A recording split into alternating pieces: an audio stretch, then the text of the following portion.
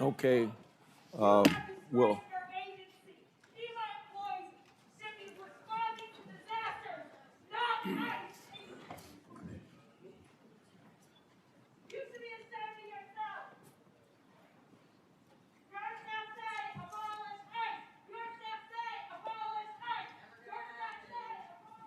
you may proceed.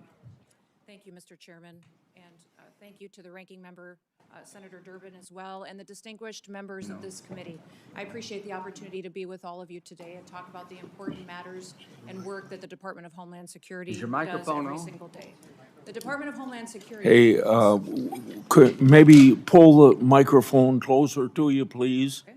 And the red light is on? Yep, it is. Okay, proceed.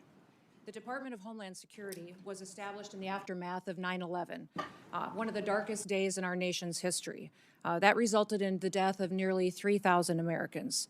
The mission of the Department of Homeland Security at that time was just as critical as it is today.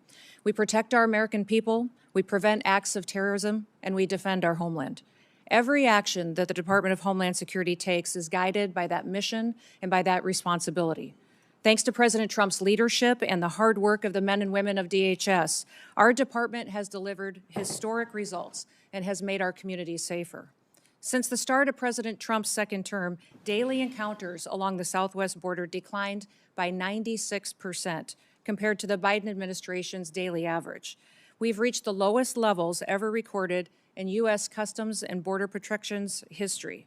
In President Trump's first year, total Border Patrol apprehensions along the southwest border were less than the average of a single month under the Biden administration. For 10 straight months, the Border Patrol has released 0 illegal aliens into the interior of the United States. And in President Trump's historic first year back in office, nearly 3 million illegal aliens have left the United States as a result of the administration's enforcement efforts from following the law. That includes 2.2 million that have voluntarily left and returned back to their home countries, and more than 675,000 detainments and deportations. A majority of the aliens that were arrested by Immigrations and Customs Enforcement have a criminal record and have been charged with or convicted of secondary crimes in addition to their initial crime of being in the United States illegally. During this period, ICE has arrested over 1,500 known and suspected terrorists, more than 7,700 known gang members, many of them that were allowed to come into this country under the Biden administration. We have also reached the lowest murder rate in the last 125 years since that data was tracked. Under President Biden, more than 450,000 unaccompanied alien children went missing or were lost due to the dangerous open border policies that were embraced. Under President Trump, the Department of Homeland Security and the Department of Health and Human Services have already located over 145,000 of these children and returned them back to their families and back to people who care about them. And we will not stop until every single one of those children is found. Fentanyl trafficking at the southern border is down. It's been cut by over 56% because of that secure border and the enforcement actions that have been taken there. And that's compared to the same period of time in 2024.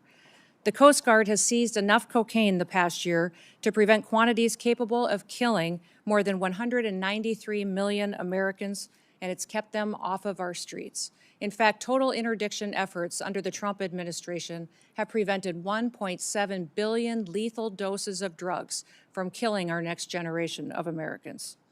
These results reflect the fact that we are enforcing the laws that Congress has passed. I want to address the dangerous environment that our ICE officers face on the streets today. They are facing a serious and escalating threat as a result of deliberate mischaracterizations of their heroic work and rhetoric that demonizes our law enforcement. DHS has documented an 8,000% increase in death threats against our ICE officers and their families, as well as more than 1,300% increase in assaults while carrying out the lawful enforcement operations that they do every single day. I recognize that members of this committee may hold differing views about immigration policy, but it's important that we distinguish between disagreements over policy and the department's operational responsibility to enforce existing law that has been passed by Congress. It's our duty as a department to defend our homeland. The latest Democrat-led shutdown of DHS is reckless, it's unnecessary, and it undermines the American national security, and it harms the men and women who work at DHS and their families.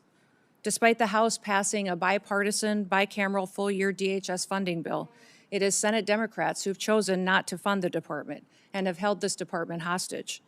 As a result, critical national security missions, including border security, immigration enforcement, aviation security, disaster response, cybersecurity, and the protection of critical infrastructure are all being strained. Our ability to provide for a safe and successful World Cup is being hindered as well. More than 100,000 dedicated DHS employees are once again being asked to work without pay for the third time in just 5 months.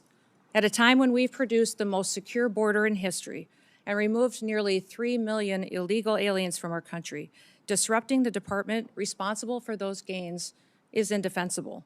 I want to thank the men and women of the Department of Homeland Security for their professionalism, for their dedication, for their commitment to keeping America safe and continuing to show up and work even though they aren't being compensated for it.